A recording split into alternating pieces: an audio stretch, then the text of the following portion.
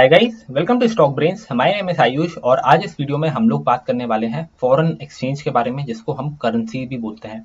इस वीडियो में हम लोग समझेंगे कि जो बेस प्राइस है और कोट प्राइस है वो क्या होता है एक करेंसी पेयर के अंदर। इस वीडियो में मैं आपको ये भी बताऊंगा कि करेंसी पेयर क्या होता है। जो फॉरेक्स मार्केट है उसको हम लोग बिल्कुल बेसिक तरीके से समझने की कोशिश करेंगे। आसान भाषा में मैं आपको समझाऊंगा, क्योंकि मुझे पता है कि आप में से काफ़ी सारे लोगों को इस फॉरेक्स मार्केट का ज़्यादा नॉलेज नहीं होगा। इसी वजह से बहुत ही आसान भाषा में आपको ये सारी चीज़ें समझाने की कोशिश करूंगा। इसके बाद हम लोग बात करेंगे करेंसी पेयर के मेजर क्लासिफिकेशन के बारे में, कैसे मेजर और क्रॉस करेंसी पेयर्स काम करती हैं। इसके बाद हम लोग समझेंगे कि करेंसी पेयर्स को कैसे क्लासिफाई किया गया है, ये मेजर करेंसी पेयर और क्रॉस करेंसी पेयर क्या होते हैं, इसको हम लोग समझेंगे। जो डीलर मार्केट है उसका क्या इम्पैक्ट पड़ता है टेक्निकल एनालिसिस के ऊपर। और आप लोगों को पता होगा कि जो हमारा स्टॉक मार्केट है ना, वो एक कोट मार्केट है। वहाँ पे जो बायर्स हैं वो अपनी बिड प्राइस कोट करते हैं, जो सेलर्स हैं वो अपनी आस्क प्राइस को कोट करते हैं, और जब भी बिड और आस्क प्राइस आपस में मिलती है तो एक ट्रेड हो जाता है। तो वो मार्केट है कोट मार्केट। लेकिन जब मैं बात करता हूँ फॉरेक्स मार्केट की, तो फॉरेक्स मार्केट एक डीलर मार्केट है। यहाँ पे आपको डीलर हेल्प करेगा चीज़ों को बाय और सेल करने में। आप अपने हिसाब से कुछ भी बाय और सेल नहीं कर सकते हो। जो बड़े बड़े बैंक्स होते हैं वो बेसिकली डील करते हैं इस मार्केट के अंदर, और बैंक्स को एक डीलर की ज़रूरत पड़ती है करेंसीज को बाय और सेल करने के लिए। तो ये जो डीलर मार्केट है इसका क्या इम्पैक्ट पड़ेगा हमारे टेक्निकल एनालिसिस और ट्रेडिंग के ऊपर, इसको हम लोग समझेंगे। इसके बाद दोस्तों हम लोग बात करेंगे ऐसे डेटा के बारे में जो कि हमें चाहिए करेंसी की चार्ट्स को बनाने के लिए। और लास्टली मैं आपको बताऊंगा क्रिप्टो करेंसीज के बारे में। क्रिप्टो करेंसीज क्या होती हैं इसको मैं ब्रीफली समझाने की कोशिश करूंगा आपको इस वीडियो में। और मैं कोशिश करूंगा कि आपको एक अच्छा सा ओवरव्यू दे दूं क्रिप्टो करेंसी का, जिससे आप एग्जाम इजीली निकाल पाएं। अब दोस्तों हम लोग समझते हैं कि ये फॉरेन एक्सचेंज क्या होता है। सबसे पहले फॉरेन एक्सचेंज को दोस्तों एफएक्स मार्केट भी बोलते हैं या फॉरेक्स मार्केट भी बोलते हैं। और ये एक ओवर द काउंटर मार्केट है। ओवर द काउंटर मार्केट क्या होता है वो मैं अभी आपको समझा देता हूँ थोड़ी देर से। लेकिन अभी आप बस इतना समझ लीजिए कि ये ग्लोबल मार्केट प्लेस है, जहाँ पे हर एक करेंसी का एक्सचेंज रेट डिटरमाइन किया जाता है। जो दुनिया भर में जितनी भी करेंसीज है ना, उन सभी का एक्सचेंज रेट डिटरमाइन किया जा सकता है इस फॉरेन एक्सचेंज के थ्रू या फॉरेक्स मार्केट के थ्रू। अब दोस्तों ओवर द काउंटर मार्केट है से मेरा मतलब है कि यहाँ पे कोई भी सेंट्रल अथॉरिटी नहीं है। अगर आपको कोई भी एक करेंसी के बदले में दूसरी करेंसी चाहिए तो आपको डीलर को कांटेक्ट करना पड़ेगा। मेरे ख्याल से आप सभी को पता होगा कि वेस्टर्न यूनियन कैसे काम करता है। अगर मेरे पास इंडियन रुपीज़ है और मैं उसको यूरो में कन्वर्ट करना चाहता हूँ, तो मैं अपने इंडियन रुपी लेके जाऊंगा और उसके अगेंस्ट में वो लोग मुझे यूरो दे देंगे। राइट, तो ये है over the counter market. Right, यहाँ पे हमें डीलर हेल्प कर रहा है एक करेंसी को दूसरी करेंसी से एक्सचेंज करने के लिए। आई होप आपको ये चीज़ समझ में आई होगी। सबसे पहले हम लोग ये समझते हैं कि ये करेंसी पेयर क्या होता है। करेंसी पेयर को समझना बहुत ही आसान है दोस्तों।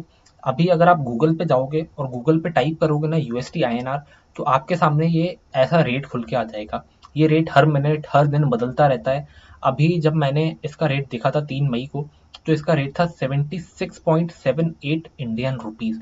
मतलब एक यूएस डॉलर की जो कीमत है इंडियन रुपीज में वो 76.78 इंडियन रुपीज है। राइट, तो यहाँ पे दो करेंसी है, पहली है यूएसडी, दूसरी है आईएनआर। तो दो करेंसीज हैं, इसी वजह से हम लोग बोल रहे हैं इसको करेंसी पेयर। आई होप आपको ये चीज समझ में आई होगी। और करेंसी पेयर में दोस्तों एक करेंसी की जो वैल्यू है ना, उसको दूसरी करेंसी के अगेंस्ट में कोट किया जाता है। तो जो पहली लिस्टेड करेंसी होती है ना करेंसी पेयर में, उसको हम बेस करेंसी बोलते हैं। और जो दूसरी करेंसी होती है हमारी करेंसी पेयर में, उसको हम कोट करेंसी बोलते हैं। अगर मैं इस एग्जांपल की बात करूं, तो यहाँ पे आप देख सकते हो ये जो यूएस डॉलर है ना, ये है हमारी बेस करेंसी। क्यों? क्योंकि यहाँ पे जो वन है ना, उसको हमने एज अ बेस लिया है। तो हम लोग ये पता कर रहे हैं कि यूएस डॉलर के मुकाबले इंडियन रुपए की क्या वैल्यू है। तो इंडियन रुपए की वैल्यू 76.78 रुपीज है एक यूएस डॉलर के बदले। तो जो यूएस डॉलर है वो हो गई हमारी बेस करेंसी, और जो इंडियन रुपी है ना, वो हो गया हमारा कोट करेंसी। जैसा मैंने यहाँ पे लिखा, first listed currency would be base currency, second currency would be quote currency. इस एग्जाम्पल में भी आप देख सकते हो जो पहली करेंसी है वो बेस करेंसी है और दूसरी वाली कोट करेंसी है। आई होप आपको ये करेंसी पेयर समझ में आया होगा। अब हम लोग समझते हैं कि जो मेजर और क्रॉस करेंसी पेयर्स होते हैं ना, वो क्या होता है। तो मेजर करेंसी पेयर दोस्तों वो पेयर्स होते हैं जिसमें यूएस डॉलर इंक्लूड होता है। और मेजर करेंसी पेयर्स वो पेयर्स होते हैं जहाँ पे ट्रेडिंग बहुत हाई होती है। अब आपको पता होगा कि जो मोस्टली फॉरेक्स मार्केट है ना वो यूएस में और यूरोप में सबसे ज़्यादा डेवलप है, तो वहाँ पे जो करेंसी की ट्रेडिंग है वो ज़्यादा होती है। और जिस करेंसी पेयर के अंदर यूएसडी है उसको हम बोलेंगे मेजर करेंसी। अभी आप ये एग्जांपल्स को देखिए, EUR USD, USD JPY, USD CHF, इन सारी करेंसी पेयर्स के अंदर यूएसडी इंक्लूडेड है। इसी वजह से हम लोग इसको मेजर करेंसी बोलते हैं। वहीं पे अगर मैं क्रॉस करेंसी की पेयर्स की बात करूं तो यहाँ पे यूएस डॉलर्स को इंक्लूड नहीं किया जाता। जैसे एग्जांपल में अगर आप देखोगे तो ईयूआर जीबीपी, एयूडी सीएडी, तो ये सारी जो करेंसीज हैं हमारी, इनमें यूएस डॉलर इंक्लूडेड नहीं है। इसी वजह से हम लोग इसको क्रॉस करेंसी बोलते हैं।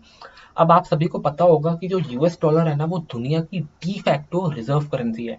अगर आपको इंटरनेशनली कोई भी चीज़ बाय करनी है तो आपको पेमेंट यूएसडी में करना होगा। इंटरनेशनली कोई भी चीज़ अगर आप बेच रहे हो तो उसका भी पेमेंट आपको यूएस डॉलर में ही रिसीव करना होगा। इसी वजह से दोस्तों जो यूएस डॉलर है ना उसका सिग्निफिकेंस बहुत बढ़ जाता है करेंसी मार्केट के अंदर। और इसी वजह से जिन करेंसी पेयर्स के अंदर यूएसडी होता है हम उसको मेजर करेंसी बोलते हैं। जिन करेंसी पेयर के अंदर यूएसडी नहीं होता हम उसको क्रॉस करेंसी बोलते हैं। आई होप आपको ये चीज़ समझ में आई होगी। अब दोस्तों हम लोग बात करते हैं फॉरेक्स मार्केट के बेनिफिट्स के बारे में जो कि एक इन्वेस्टर को मिल सकते हैं। तो सबसे बड़ा बेनिफिट ये होता है कि जो एक्सचेंज रेट है ना वो जो बदल रहे हैं एक्सचेंज रेट, उसमें आप पार्टिसिपेशन कर सकते हो एज एन इन्वेस्टर या एज अ ट्रेडर।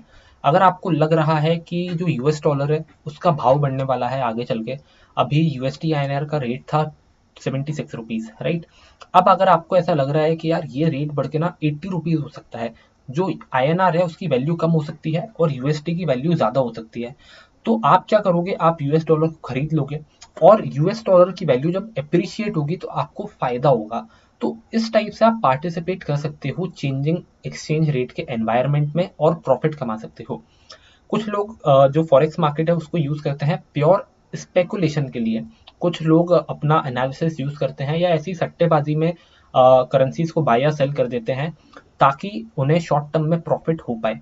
तो कुछ लोग स्पेकुलेशन करते हैं, कुछ लोग ट्रेडर होते हैं जो कि चार्ट वगैरह पढ़ के ये पता लगाने की कोशिश करते हैं कि कौन सी करेंसी ऊपर जाएगी कौन सी करेंसी नीचे जाएगी। तो ये दोस्तों स्पेकुलेशन की कैटेगरी में आ जाता है। फिर कुछ लोग हेजिंग के लिए यूज करते हैं, कुछ लोग अपनी करेंसी को कन्वर्ट करने के लिए यूज करते हैं फॉरेक्स मार्केट को।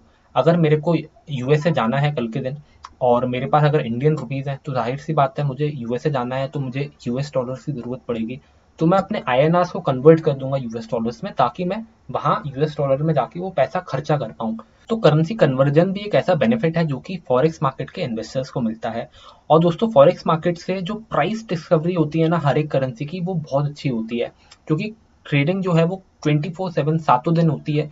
तो प्राइस डिस्कवरी होने में बहुत ज़्यादा हेल्प मिलती है किसी भी करेंसी की। अब हम लोग समझते हैं मोस्ट ट्रेडेड करेंसी पेयर्स को जो कि ग्लोबल मार्केट के अंदर हैं। अब आप लोगों को पता होगा कि जो यूरोप है और जो यूएसए है वहाँ पे जो भी कंट्रीज है ना दोस्तों, वो जो कंट्रीज हैं उनमें सबसे ज़्यादा ट्रेडिंग एक्टिविटी होती है, राइट। तो आपको दिख रहा होगा यहाँ पे कि USD JPY, USD GPP, USD CHF, USD CAD, ये सारी जो कंट्रीज हैं ये आइदर यूरोप में है और आपका यूएसए में है या ऑस्ट्रेलिया वगैरह है यहाँ पे। तो ये सारे जो यूरोपियन मार्केट्स हैं या यूएस के मार्केट्स हैं यहाँ ट्रेडिंग ज़्यादा हो रही है। तो ये कुछ ऐसे करेंसी पेयर्स हैं जिनमें सबसे ज़्यादा ट्रेडिंग होती है दोस्तों, जिसके बारे में आपको थोड़ा सा पता होना चाहिए। अब हम लोग ये समझते हैं कि पिप और स्प्रेड क्या होता है फॉरेक्स मार्केट के अंदर। अब जो स्प्रेड टर्मिनोलॉजी है ये तो बहुत कॉमन है। आपको पता होगा कि जो आस्क और बिड प्राइस का डिफरेंस होता है उसको हम बोलते हैं स्प्रेड, राइट। तो स्प्रेड टर्म तो जो है वो इक्विटी मार्केट्स में भी आपको सेम मिलेगी, जो फॉरेक्स मार्केट है उसमें भी आपको यही सेम टर्मिनोलॉजी मिलेगी। लेकिन जो पिप है ना वो थोड़ा सा अलग है। पिप को दोस्तों जो हमारा इक्विटी मार्केट है उसमें टिक प्राइस भी बोला जाता है। अब पिप का मतलब क्या होता है वो मैं आपको समझा देता हूँ। Pip is the smallest amount a price can move in any currency code. मतलब मिनिमम पॉसिबल जो प्राइस है ना वो कितना घूम सकता है, कितना बदल सकता है एक बार में, उसको हम बोलते हैं पिप्स। पिप्स का मतलब होता है परसेंटेज इन पॉइंट्स, ये फुल फॉर्म है पिप्स का हमारी। अब ये पिप्स कैसे आप देख सकते हो और ये स्प्रेड कैसे देख सकते हो वो मैं आपको समझा देता हूँ। अगर आप investing.com पे जाओगे और वहाँ पे यूएसडी ईयूआर टाइप करोगे यहाँ सर्च पे, तो आपको कुछ ऐसा एक्सचेंज रेट मिल जाएगा 0.9520। और आप देख सकते हो यहाँ चेंज दिख रहा है हमें 0.0002 का, राइट। 0.02% का हमें चेंज दिख रहा है और इस केस में हमारा पिप है 0.0001, राइट। तो ये जो डॉट है इसके बाद 4 डिजिट है, आप देख सकते हो इसके बाद 4 डिजिट है इस डॉट के बाद। और जो मोस्टली हमारी करेंसीज है ना उसमें ये 4 पॉइंट्स तक देखा जाता है एक पॉइंट के बाद। और जो हमारा जापानीज येन है वहां पे सिर्फ 2 पॉइंट का ही डिफरेंस देखा जाता है। तो इस केस में हमारा पिप है 0.001। और दोस्तों जो स्प्रेड है हमारा वो 4 पॉइंट्स का है या 4 पिप्स का है। ये बिड आस्क प्राइस भी आप देख सकते हो, और इससे आप स्प्रेड और पिप का इजीली पता लगा सकते हो।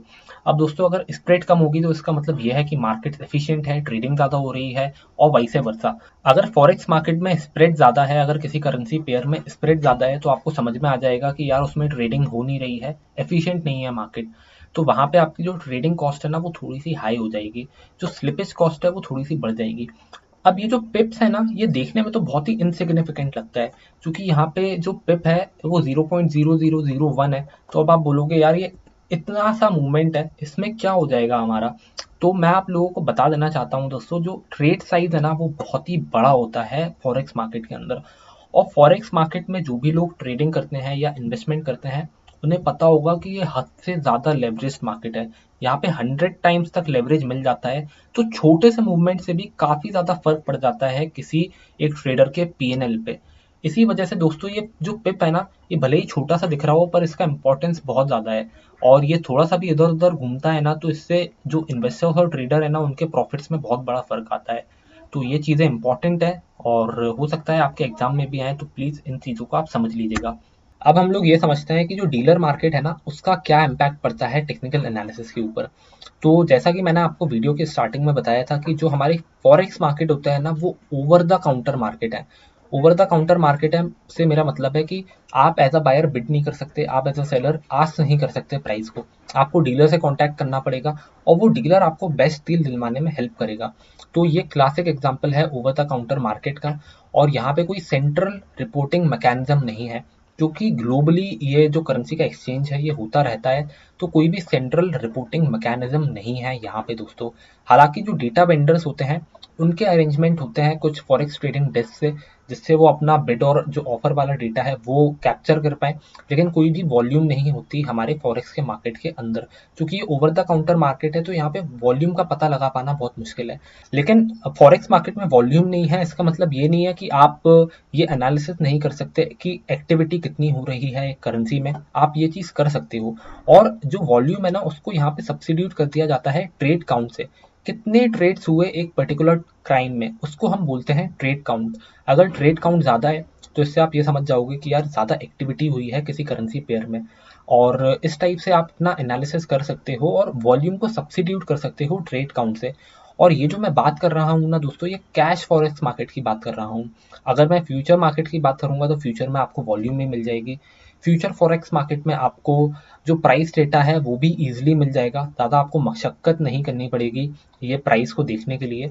लेकिन जो कैश फॉरेक्स मार्केट है ना वहाँ पे दोस्तों आपको अगर ये पूरा डेटा चाहिए तो जो आपका डेटा वेंडर है ना उसको बहुत ज़्यादा मेहनत करनी पड़ती है ये सारी जो डेटा है उनको कलेक्ट करने में, क्योंकि कोई भी सेंट्रल रिपोर्टिंग मैकेनिज्म नहीं होता। और जो ट्रेडिंग डेस्क है जो डीलर्स हैं उनसे कांटेक्ट करके ही ये जो ओपन हाई लो क्लोज वाला प्राइस है और जो ट्रेड काउंट है ये सारी चीज़ें पता चलती हैं। और जो लास्ट ट्रेडेड प्राइस है ना वो भी बहुत डिफरेंट हो सकता है हमारे क्लोजिंग प्राइस से। तो ये कुछ ऐसी चीज़ें हैं जिसके बारे में आपको पता होना चाहिए अगर आप टेक्निकल एनालिसिस अप्लाई करना चाहते हो कैश फॉरेक्स मार्केट के अंदर। तो अगर आप फ्यूचर के फॉरेक्स मार्केट में ये सारी चीज़ें अप्लाई करते हो तो कोई प्रॉब्लम नहीं होगी आपको। अब हम लोग समझते हैं क्रिप्टो करेंसीज के बारे में। इस वीडियो में मैं आपको क्रिप्टो करेंसीज का एक छोटा सा जो ब्रीफ इंट्रोडक्शन है वो दूंगा। अगर आपको क्रिप्टो करेंसीज के बारे में अच्छे तरीके से सीखना है तो कुछ बुक्स के मैं लिंक आपको डिस्क्रिप्शन में दे दूंगा। आप उन बुक्स को रेफर कर सकते हैं और क्रिप्टो करेंसी के बारे में और अच्छे से सीख सकते हैं। अब हम लोग ये समझते हैं कि क्रिप्टो करेंसीज क्या होती हैं। तो क्रिप्टो करेंसीज को हम लोग क्रिप्टो भी बोलते हैं, और ये एक ऐसा करेंसी का फॉर्म होता है जो कि डिजिटली एक्सिस्ट करता है। इसी प्रकार से जैसे हमारे डिजिटल वॉलेट्स होते हैं ना वैसे ही ये जो क्रिप्टो करेंसीज है ना ये भी डिजिटली ही एग्जिस्ट करती हैं, और इनका कोई फिजिकल एग्जिस्टेंस नहीं होता। और ये क्रिप्टोग्राफी का यूज करते हैं सिक्योर करने के लिए ट्रांजेक्शन्स को। अब जो क्रिप्टो करेंसीज होती हैं यहाँ पे कोई भी सेंट्रल इशूइंग अथॉरिटी नहीं होती है। जैसे इंडिया के अंदर रिजर्व बैंक ऑफ इंडिया है, Reserve Bank of India note छापती है हमारे यहाँ, आप सभी को पता होगा। लेकिन जो क्रिप्टो करेंसी का मार्केट है ना यहाँ पे कोई भी सेंट्रल इशूइंग अथॉरिटी नहीं है। यहाँ जो मार्केट है वो पूरा का पूरा डिसेंट्रलाइज्ड मार्केट है। तो जो पब्लिक है वो ये पूरे के पूरे ट्रांजैक्शंस को देख पाएगी, और जो हमारी सेंट्रल बैंक्स होती हैं ऑल ओवर द वर्ल्ड, जैसे यूएस में फेड है, तो फेड जितना पैसा चाहे उतना पैसा छाप सकती है, राइट। लेकिन क्रिप्टो करेंसीज में आमतौर पे ऐसा नहीं होता, क्योंकि कोई भी सेंट्रल इशूइंग अथॉरिटी नहीं होती है दोस्तों। तो ये कुछ बातें हैं क्रिप्टो करेंसीज की जिसके बारे में आपको पता होना चाहिए। अब हम लोग समझते हैं क्रिप्टो करेंसीज के कुछ एडवांटेजेस के बारे में। तो क्रिप्टो करेंसी में किसी भी प्रकार का कोई मैनिपुलेशन कर पाना बहुत मुश्किल होता है दोस्तों। अगर हम बात करें हमारी नॉर्मल फिएट करेंसी की, तो इंडिया में आरबीआई चाहे कितने भी नोट छाप सकती है, उसको कोई भी रिस्ट्रिक्शन नहीं है नोट छापने से। लेकिन जो क्रिप्टो करेंसी का मार्केट है ना, वहाँ पे ये क्रिप्टो करेंसीज को बनाना बहुत मुश्किल होता है, आसान चीज़ नहीं होती है ये। और कुछ क्रिप्टो करेंसीज ऐसी भी होती हैं जहाँ पे नई सप्लाई नहीं आ सकती क्रिप्टो करेंसी की, तो मैनिपुलेशन करना इसमें इम्पॉसिबल होता है। अब दोस्तों यहाँ पे ना जो प्राइजेस है ना, वो pre interaction of demand and supply से डिटरमाइन होते हैं। मतलब जो भी क्रिप्टो करेंसी की डिमांड या सप्लाई है, उससे क्रिप्टो करेंसी की असली वैल्यू के बारे में पता चलता है। अब जो हमारी फिएट करेंसीज होती हैं, वहाँ पे जो सेंट्रल गवर्नमेंट है ना, उसके पास जबरदस्त कंट्रोल होता है, और सेंट्रल गवर्नमेंट डिमांड और सप्लाई को डिटरमाइन कर सकती है। तो जो हमारी फिएट करेंसीज है, वहाँ पे फ्री इंटरेक्शन हमें देखने को नहीं मिलता है दोस्तों। तो ये एक एडवांटेज है क्रिप्टो करेंसी का, कि जो प्राइस डिस्कवरी है वो डिमांड और सप्लाई की फ्री इंटरेक्शन से हमें पता चल जाएगी। अब जो तीसरा फायदा है क्रिप्टो करेंसी का, वो है एनोनिमिटी। जो भी ट्रांजेक्शन होते हैं क्रिप्टो करेंसी में, वो सारे के सारे एनोनिमस होते हैं। मतलब अगर मैं किसी को बिटकॉइन भेज रहा हूँ, अगर मैंने किसी को 10 बिटकॉइन भेजे, तो आप ये नहीं पता लगा पाओगे कि मैंने किसको वो 10 बिटकॉइन भेजे। तो ये कुछ एडवांटेजेस हैं क्रिप्टो करेंसी के जिसके बारे में आपको पता होना चाहिए। अब हम लोग समझते हैं क्रिप्टो करेंसीज की लिमिटेशन के बारे में। तो दोस्तों, जो क्रिप्टो करेंसीज होती है ना, उनकी कोई भी रियल बैकिंग नहीं होती है, उसके पीछे कोई भी एसेट नहीं होता है। अगर मैं बात करूं फिएट करेंसीज की, तो कुछ फिएट करेंसीज ऐसी हैं जिन्होंने अपने आप को गोल्ड से पैक करके रखा है।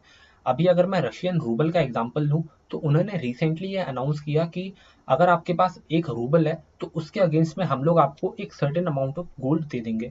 तो यहाँ पे जो कुछ फिएट करेंसीज हैं, उन्होंने अपने आप को गोल्ड जैसी करेंसीज से बैक करके रखा है। कुछ देश ऐसे भी हैं जिन्होंने कोई भी रियल एसेट से अपनी करेंसीज को बैक नहीं करके रखा है, लेकिन उसके पीछे सरकार का वादा है। जो जो सरकार का प्रॉमिस है या जो सरकार का ट्रस्ट है, उसकी वजह से जो हमारी फिएट करेंसीज हैं वो चल रही हैं मोस्ट ऑफ द मार्केट्स में, राइट। लेकिन जो क्रिप्टो करेंसी है ना, इसके पीछे किसी ने भी वादा नहीं किया, किसी भी सरकार ने ये नहीं बोला कि जो क्रिप्टो करेंसी की वैल्यू है वो उससे नीचे नहीं जा सकती, और सो एन एंड सो फोर्थ। सो कोई भी रियल बैकिंग नहीं है किसी भी एसेट की। तो ये एक लिमिटेशन है क्रिप्टो करेंसी का। और दोस्तों, यहाँ पे रियल फंडामेंटल नहीं है जिसको आप एनालाइज कर सकते हैं। अगर आप क्रिप्टो करेंसी का फंडामेंटल एनालिसिस करना चाहोगे, तो आप वो नहीं कर पाओगे मोस्ट ऑफ द केसेस में, क्योंकि आपको वो फैक्टर्स ही नहीं समझ में आएंगे जिससे आप क्रिप्टो करेंसी का जो फंडामेंटल एनालिसिस है वो कर पाओ। हालांकि आप अगर क्रिप्टो करेंसी का वाइट पेपर पढ़ोगे, जो प्रोजेक्ट्स वो लोग ला रहे हैं क्रिप्टो करेंसी वाले, ये सारी चीज़ें अगर आप पढ़ोगे, तो थोड़ा बहुत फंडामेंटल का आइडिया हो जाएगा। लेकिन दोस्तों, बहुत ज़्यादा डीपली फंडामेंटल एनालिसिस कर पाना मेरे ख्याल से अभी पॉसिबल नहीं है इस स्टेज पे बहुत सारे लोगों के लिए। तो ये कुछ लिमिटेशंस हैं क्रिप्टो करेंसीज के। अब दोस्तों, हम लोग क्रिप्टो करेंसीज की हिस्ट्री को समझ लेते हैं। सबसे पहली क्रिप्टो करेंसी थी बिटकॉइन, जिसको 2009 में लाया गया था। और 2008 का जो फाइनेंशियल क्राइसिस हुआ था ना, उसके बाद इसको इशू किया गया था सतोशी नाकामोटो नाम के इंसान के द्वारा। अब ये जो इंसान है ना, इसकी आइडेंटिटी एनोनिमस है, किसी को भी नहीं पता कौन है ये सतोशी नाकामोटो। अब ये बिटकॉइन को लाने के पीछे का जो मेन मोटो था वो यही था कि जो सेंट्रल गवर्नमेंट्स दिन भर जो पैसा छापती रहती हैं, जो नई नई सप्लाई आती रहती है मनी की, इसकी वजह से इन्फ्लेशन बढ़ता है, और हमारे जैसे लोग जो अपना पैसा होल्ड करके रखते हैं उसकी वैल्यू घटती है। तो इन्फ्लेशन को कम करने के लिए, और ये जो सेंट्रल गवर्नमेंट्स है इनके कंट्रोल को कम करने के लिए, ये बिटकॉइन को लाया गया दोस्तों। और ये जो सतोशी नाकामोटो है, जैसा मैंने आपको बताया, ये एक एनोनिमस पर्सन है। लेकिन इनका ये जो बिटकॉइन है, ये एक बहुत ही सक्सेसफुल अटेम्प्ट रहा डिजिटल करेंसी के डोमेन में। और दोस्तों, अब तक 1000 से भी ज़्यादा कॉइन आ चुके हैं मार्केट के अंदर। बिटकॉइन के अलावा जो भी क्रिप्टो करेंसीज हैं मार्केट के अंदर, उसको हम ऑल्ट कॉइन्स बोलते हैं। ऑल्ट कॉइन का मतलब है ऑल्टरनेटिव कॉइन। तो आप बिटकॉइन के अलावा ये ऑल्ट कॉइन्स है ना, इनको भी खरीद के और बेच के ट्रांजेक्शन कर सकते हो आपस में। और इन ऑल्ट कॉइन्स में या बिटकॉइन में ट्रेडिंग भी करी जा सकती है दोस्तों। मैं अभी आपको ट्रेडिंग व्यू पे बताता हूँ कि वो कैसे होता है। अगर आप ट्रेडिंग व्यू पे जाओगे और यहाँ पे अगर आप BTC टाइप करोगे, BTC USD, तो आपको यहाँ पे मिल जाएगा ये कॉन्ट्रैक्ट, राइट। तो ये बिटकॉइन और यूएसडी डॉलर का चार्ट खुल के आ गया है। आप चाहो तो बिटकॉइन को बाय कर सकते हो, इसमें ट्रेडिंग वगैरह भी कर सकते हो। तो बहुत सारी चीज़ें हैं जो कि आप क्रिप्टो करेंसी के मार्केट में कर सकते हो, just like you do it in forex market. अब दोस्तों अगर मैं बात करूँ कॉइन्स की माइनिंग की, तो कॉइन्स को माइन किया जाता है कंप्यूटर्स के अंदर, और कंप्यूटर्स में माइन किया जाता है कुछ मैथमेटिकल प्रॉब्लम्स को सॉल्व करके। कुछ बहुत ही कॉम्प्लेक्स मैथमेटिकल प्रॉब्लम्स होती हैं जिनको सॉल्व किया जाता है माइनर्स के द्वारा। और जब वो माइनर्स सॉल्व कर लेते हैं इन प्रॉब्लम्स को, तो उसके रिवॉर्ड में इनको नए कॉइन्स इशू किए जाते हैं। अब दोस्तों जब मैं बात करता हूँ कॉइन माइनिंग की, तो मेरा मतलब है वेरीफाई करना ट्रांजैक्शन को। अगर मैंने आपको 10 बिटकॉइन भेजे और मैंने जिसको 10 बिटकॉइन भेजे, अगर उसने किसी और को 5 बिटकॉइन भेजे, तो ये सारी जो चीज़ें हो रही हैं ये ट्रांजैक्शन ही तो है ना। तो ये सारे जो ट्रांजैक्शन है ना ये पब्लिकली रिकॉर्ड होते हैं, और ये माइनर्स करते हैं दोस्तों रिकॉर्ड। और जब माइनर्स ये रिकॉर्डिंग करते हैं ट्रांजैक्शन की, तो उसके रिवॉर्ड में उनको नए कॉइन्स इशू किए जाते हैं दोस्तों। अब दोस्तों ये जो कॉइन्स है ना ये ब्लॉकचेन टेक्नोलॉजी के ऊपर आधारित हैं सारे के सारे। और ये था एक छोटा सा ओवरव्यू क्रिप्टो करेंसीज का। आई होप आपको ये क्रिप्टो करेंसी का ओवरव्यू अच्छा लगा होगा। और अगर आप ये क्रिप्टो करेंसीज को अच्छे से समझना चाहते हो, तो मैं आपको कुछ बुक्स की लिंक दे दूंगा इस वीडियो के नीचे डिस्क्रिप्शन में। आप वो डिस्क्रिप्शन चेक कीजिए और उन बुक्स को पढ़ के आप अपना क्रिप्टो करेंसी का नॉलेज बढ़ा सकते हैं। आई होप एग्जाम के हिसाब से मैंने अच्छा कवर कर लिया क्रिप्टो करेंसी के टॉपिक को और बाकी सारे टॉपिक्स को भी। अब हम ये समझते हैं कि एक टेक्निकल एनालिस्ट को क्या चाहिए। तो दोस्तों टेक्निकल एनालिस्ट को प्राइस चाहिए, ओपन हाई लो और क्लोज का डेटा चाहिए। और आप लोगों को पता है कि जो फॉरेक्स मार्केट है वहाँ पे कोई वॉल्यूम नहीं होती, राइट। तो वॉल्यूम की जगह ट्रेड काउंट का डेटा चाहिए। अगर प्राइस और ट्रेड काउंट का डेटा ये दोनों चीज़ें मिल जाएंगी ना, तो एक टेक्निकल एनालिस्ट अपना एनालिसिस कर सकता है प्राइस एक्शन को देख के, राइट। और अगर हम क्रिप्टो करेंसीज की बात करें तो वो आजकल एक्सचेंजेस पे ट्रेड होती हैं। अगर मैं क्रिप्टो एक्सचेंजेस की बात करूं तो ग्लोबली बिनांस, एफटीएक्स ऐसे एक्सचेंजेस अवेलेबल हैं जहां पे आपको ये प्राइसिंग डेटा इजीली मिल जाएगा दोस्तों। और यहाँ पे दोस्तों टेक्निकल एनालिसिस एकदम इक्विटीज की तरह परफॉर्म किया जा सकता है क्रिप्टो करेंसीज के अंदर भी, और फॉरेक्स के अंदर भी बिल्कुल सेम तरीके से आप अपना पूरा का पूरा टेक्निकल एनालिसिस परफॉर्म कर सकते हो। क्योंकि हमें सिर्फ प्राइस और वॉल्यूम चाहिए, फॉरेक्स मार्केट में हमें वॉल्यूम की जगह ट्रेड काउंट मिल जाएगा, तो हमारा काम हो जाएगा as a technical analyst. Thank you for watching this video. उम्मीद करता हूँ आपको ये चैप्टर का हर एक कंसेप्ट अच्छे से समझ में आया होगा। कुछ आपका सवाल है तो प्लीज़ उसको कमेंट करें वीडियो के नीचे, मैं उसका जवाब देने की कोशिश करूंगा। और कुछ लोगों के सवाल आते हैं मेरे पास क्वेश्चन बैंक्स को लेके, सीएमटी की बुक को लेके और इम्पोर्टेंट नोट्स को लेके। तो जो भी लोग ये क्वेश्चन बैंक वगैरह या इम्पोर्टेंट नोट्स मुझसे लेना चाहते हैं, तो वो लोग प्लीज़ इस वीडियो के कमेंट सेक्शन को चेक करें। यहाँ पे जो हमारा कमेंट सेक्शन है वहाँ पे मैंने एक कमेंट को पिन करके रखा है। उस कमेंट को अगर आप देखेंगे तो उसमें कॉन्टैक्ट डिटेल्स होंगी। आप कॉन्टैक्ट कर सकते हैं मेरी टीम को व्हाट्सएप पे, and they will help you in getting the important notes and question banks and so on. So please check the comment section for more details. अब दोस्तों अगर आपका कोई सवाल ऐसा है जो कि आप पर्सनली पूछना चाहते हो, तो आप इंस्टाग्राम पे पूछ सकते हो, मेल पे आप पूछ सकते हो। एंड प्लीज सब्सक्राइब करें हमारे चैनल स्टॉक ब्रेन्स को ऐसे ही सीएमटी रिलेटेड वीडियोस देखने के लिए। Thank you for watching this video, see you next time.